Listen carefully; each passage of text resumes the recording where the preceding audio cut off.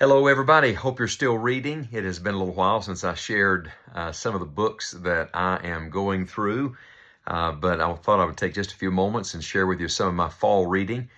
And it changes all the time. You know, for me, I'm adding new books, and I usually have several books going at the same time. It helps me not to get disinterested, easily bored and distracted, and so I kind of rotate among different types of books.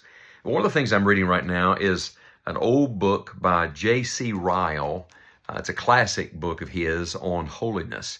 And I would encourage you to read this. I don't agree with Ryle on everything theologically, but the emphasis on the holiness of God has been really, really good for me.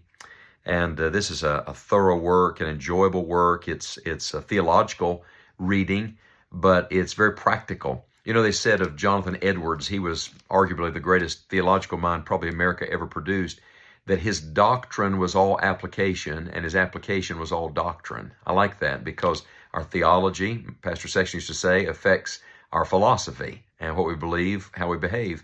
And I think J.C. Ryle does a really good job of dealing with the holiness of God and then the inworking of that and the outworking of that in the life of the believer. I'm reading a book right now that Johnny Pope gave me while I was with him in Galveston, Texas, called Isaac's Storm. It's not a Christian book, but it is the story of the 1900 hurricane, the storm that just leveled Galveston, Texas. And it is the story of a family, a man set in that time period. And I just got to tell you, this is one of the most interesting books I've ever read. And it is full of illustration, so many helpful things. And so I would recommend this book to you. Then here's a book that is of real interest. You should try to get a copy of it. I had never seen it before, but it's called Mrs. Bartlett.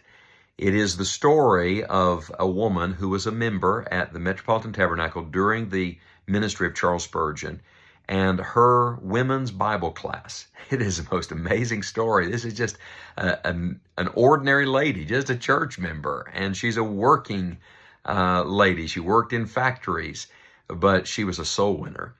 And perhaps she led as many people to Christ as any member that Charles Spurgeon had. In fact, Spurgeon himself wrote the foreword to this book that was written by her son. So Mrs. Bartlett and her women's class at the Metropolitan Tabernacle, you can Google it and find it. It's put out by Scroll Reader Books, if that helps you. And then we're getting ready, of course, to go to Israel. And every time we go, I try to read something that'll help me just kind of prepare again for the places, the geography and the archaeology and the history behind it all. And this book is amazing by Joel Kramer. Perhaps you're familiar with it already, but it's called Where God Came Down.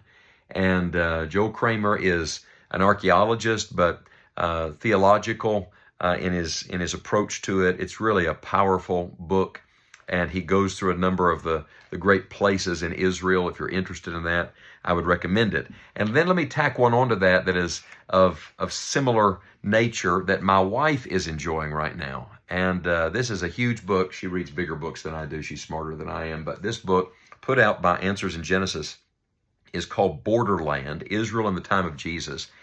And in fact, when we were at the Creation Museum and the Ark, they have an entire exhibit now called Borderland, which is really fascinating. But this book is so good because it deals with all of the cultural aspects of life during Bible times. And you know, when you study the Bible, you've got to know the culture of the Bible writer and the ones that he's addressing. It helps to open up so much scripture. And so this would be a tremendous book. Ken Ham and his team just continue to put out tremendous resources. I've got a few other books I'll share with you in the future, but that's enough for now. Maybe one of these books or more of them would be a recommendation and a help to you. And if you're reading something that is extremely good and helpful to you right now, comment. Leave it for me and for others to see. And we'll continue to share ideas with one another. Keep reading, my friends. God bless you and have a great day.